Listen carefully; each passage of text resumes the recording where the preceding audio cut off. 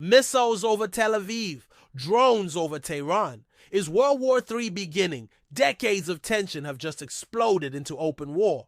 Today we're going to break down how this shocking new conflict started, why it matters for you, and if this really is the beginning of World War III. Let's get into it. Part 1.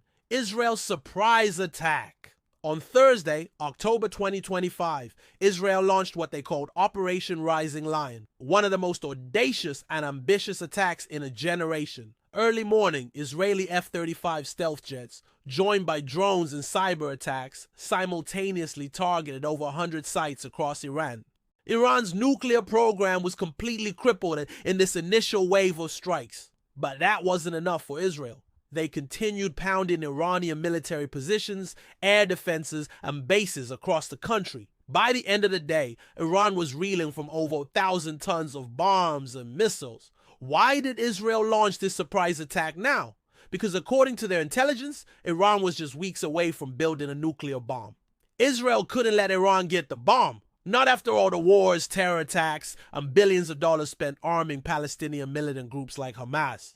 And so Israel gambled everything on a preemptive strike. They knew Iran would retaliate, but apparently they felt confident that they could weather the storm. Where were these strikes? Some of the targets were well known. Fordow, an underground nuclear site carved into the side of a mountain. Natanz, home to Iran's nuclear research center and the main site for uranium enrichment. But many of the targets were brand new and unknown to the public, including multiple underground enrichment facilities. This suggests that Israel has been gathering intelligence on Iran's nuclear program for years, patiently waiting for the perfect moment to strike. But how did they do it? It was a massive undertaking requiring the full might of Israel's military.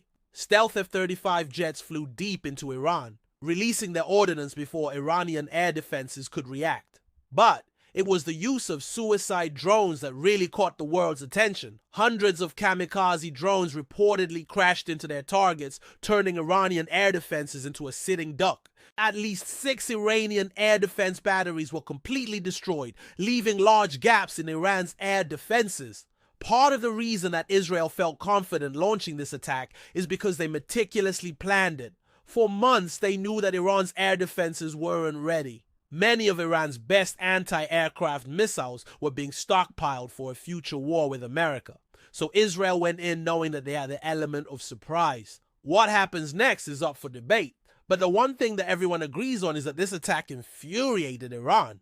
They were humiliated on the world stage and knew that they had to respond.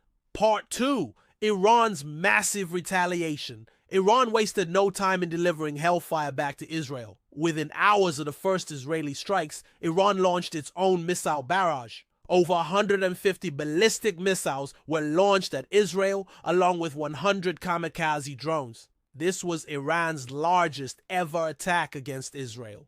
According to Israeli officials, more than 90% of the missiles were intercepted by Israel's famed Iron Dome system. But at least 5 missiles broke through, hitting major cities like Tel Aviv and Netanya. As sirens blared and the ground shook, panicked scenes unfolded in Tel Aviv.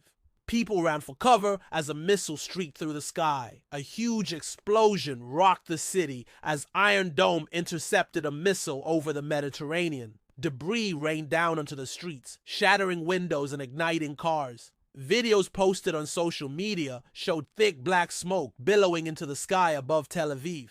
The shockwave from the blast threw people off their feet. Dust and debris covered the streets. Cars were flipped and damaged, and buildings were left scorched and with gaping holes in their walls. It wasn't only Tel Aviv.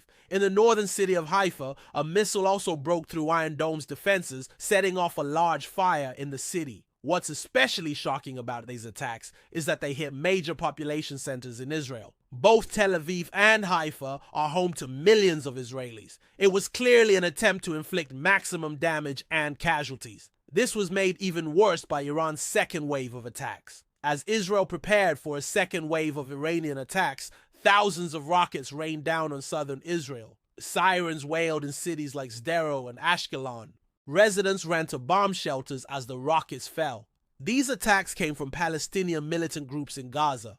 While Iran didn't directly order the attacks, they clearly take some responsibility since they've spent years supporting these groups financially and militarily. And finally, there was the human toll. The attacks killed at least 700 Israelis, most of them civilians. Hospitals were quickly overwhelmed with casualties. Doctors and nurses rushed to the scene. Ambulances raced through the streets. Scenes of chaos and horror unfolded in hospitals as medical staff struggled to cope with the influx of patients. As news spread of the rising death toll, families frantically tried to contact their loved ones. What's next for Iran? Will they keep striking, or is this the end of their involvement? Part 3, the world responds. While Israel mobilizes its forces to respond to Iran, the rest of the world is scrambling to respond to this shocking attack. 4 U.S. warships are being sent to the Persian Gulf to bolster security in the region. The Pentagon has also deployed 2 aircraft carriers, the USS Gerald R. Ford and the USS Dwight D. Eisenhower. These ships are equipped with fighter jets, attack helicopters, and other assets that can project force throughout the region. The United Nations Security Council has called for an emergency session to discuss the situation. Diplomats from around the world are racing to the United Nations headquarters in New York City to try to find a solution to the crisis. However, there are growing fears that the situation will deteriorate further and that the fighting will escalate into a wider regional conflict. Russia has condemned Israel's attack on Iran, calling it a violation of international law. However, Russia has stopped short of providing military support to Iran and has not taken sides in the conflict. Meanwhile, China has called for an immediate ceasefire, citing concerns about the impact on global oil supplies. As the situation continues to develop, other Middle Eastern countries are also responding. Saudi Arabia and Jordan have heightened security at major sites and urged calm among their citizens. Turkey has condemned Israel's attack on Iran and called for restraint, while Egypt has called for an emergency meeting of the Arab League. One thing is clear: the world is watching anxiously as the situation in the Middle East continues to develop. Part 4. Why did this war start? Now is the time for answers. Why did Israel launch this risky attack? Why did Iran retaliate so strongly? And how did we get to this point? According to Israel, they acted out of necessity. Iran was on the verge of building a nuclear bomb, and Israel couldn't allow that to happen. As Prime Minister Benjamin Netanyahu stated, "We will not allow Iran to acquire the world's deadliest weapons. We've acted, and we will continue to act to prevent Iran from acquiring such weapons." Iran, of course, denies these claims, insisting that their nuclear program is for peaceful purposes only. There is also the issue of Iran's internal unrest. The country is currently facing a major political crisis. Massive protests have broken out across the country.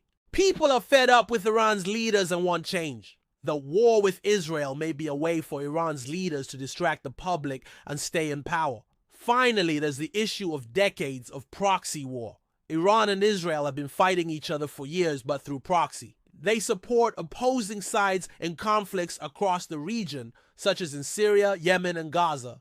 This has led to a cycle of violence that has now reached a boiling point. Iran and Israel have gone from supporting different sides in a war to becoming sworn enemies on the battlefield. Part 5. Is World War III next? The big question everyone is asking is whether this conflict will expand into a larger war. Can Iran and Israel keep this from spiraling into World War III? On one hand, both sides are extremely angry and want revenge. Iran is humiliated and wants to punish Israel. Israel feels vindicated but knows that Iran will retaliate again. But on the other hand, both sides also know that a wider war could be disastrous. Iran isn't ready to fight a war with Israel and America. And Israel knows that a ground war in Iran would be costly. So here's how I see things playing out.